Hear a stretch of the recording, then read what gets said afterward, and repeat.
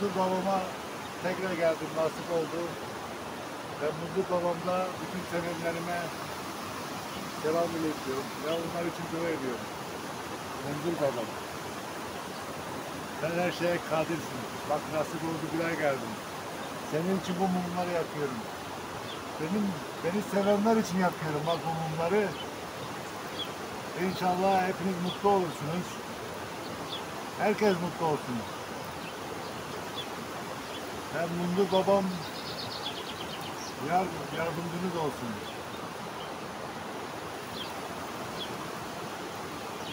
Hadi.